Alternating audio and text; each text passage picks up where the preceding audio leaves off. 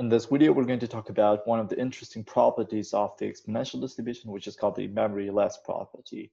We are going to try to understand what does it mean conceptually, and also we're going to try to prove the formulas mathematically, and also we're going to consider a couple of examples. So mathematically, it means that, hey, if you have got the random variable, which is going to have the exponential distribution with some parameter lambda, what does it mean that a random variable x has the exponential distribution? The meaning of the x might be anything. So for example, it might be the waiting time between the two consecutive buses, or waiting time when you stay in a queue in the bank, or it's going to be the lifetime of a battery of your cell phone or a computer or even a car. So if the x has the exponential distribution, then the probability that x is going to be more than t plus s, given that x is more than t, is going to be equal to probability that x is more than s. So what does it mean conceptually? So let's say x is going to be your waiting time. X is going to be at waiting time at the bus station.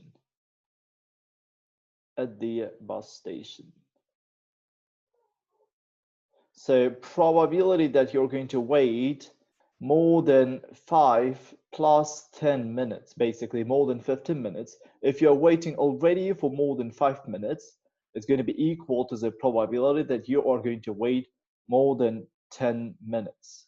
It means that, hey, if you stay in a bus station and if you have waited already 5 minutes already, and then there is another person is coming to the bus station, here, probability that he is going to wait more than 10 minutes.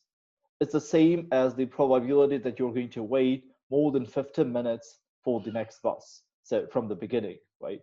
So which looks like really strange actually, but okay. So we're going to do a couple of examples as well in order to try to understand what does it mean conceptually. Before we do this, let's try to prove the formula. So probability that x is more than t plus s, given x is more than t, we're going to use so-called Bayes theorem, where the probability of a given b is equal to the probability of a and b divided to the probability of the b, so which is actually the multiplication rule. So the probability of x more than t plus s and x is more than t divided to the probability of x is more than t, right? So what does it mean? What is the intersection of these two intervals? For the first interval, x should be more than t plus s. And for the second one, x should be more than t, right? So please note that the t and s are both positive numbers, so that's why t plus s is always going to be bigger than the t. So the intersection is going to be a probability of t, x is more than t plus s. So it's going to be probability of x is more than t plus s divided to the probability of x is more than t, right? So in order to calculate this probability, we can rewrite this in a slightly different form. We can write as 1 minus probability of x is less or equal than t plus s divided to 1 minus probability of x is less or equal than the t. While this probability is nothing else as the cumulative distribution function, which is 1 minus cumulative distribution at the t plus s divided to the 1 minus the cumulative distribution at the t, right? So in general, we've got this formula, probability that x is more than t plus s, given that x is more than t, given x is more than t, it's equal to 1 minus the cumulative distribution function at the t plus s over 1 minus cumulative distribution function at the t. So this is true for any continuous distribution. But the cumulative distribution function for the exponential distribution is spatial, because it tells us that the f of a is equal to the 1 minus e in the power of minus a over lambda, where lambda is the parameter of the exponential distribution. Just substituting the a was the t plus s, and with substituting a was the t, we can rewrite this formula here. So it's going to be 1 minus, so it's going to be 1 minus e in the power of minus t plus s over lambda divided to 1 minus e in the power of minus t over lambda. So please note that this, all of the ones are going to be cancelled, and we're going to have e in the power of minus t plus s over lambda divided to the e in the power of minus t over lambda. So if you remember, we can rewrite this plus as a multiplication, right? Actually, we can write as e in the power of minus t over lambda multiplied to the e in the power of minus s over lambda divided to the e in the power of minus t over lambda. So we can just cancel these two terms, and what we're going to have here is e in the power of minus s over lambda. We are going to rewrite this again as 1 minus e in the power of minus s over lambda. So we did this because this is going to be the cumulative distribution function at the point s, right? So 1 minus probability that x is less than s, it's going to be 1 minus probability that x is less or equal than the s, which is going to be probability of x is more than s, right? So this is what we wanted to prove. So probability that x is more than t plus s, given that x is more than t, is equal to the probability that x is more than s. So we've got our formula.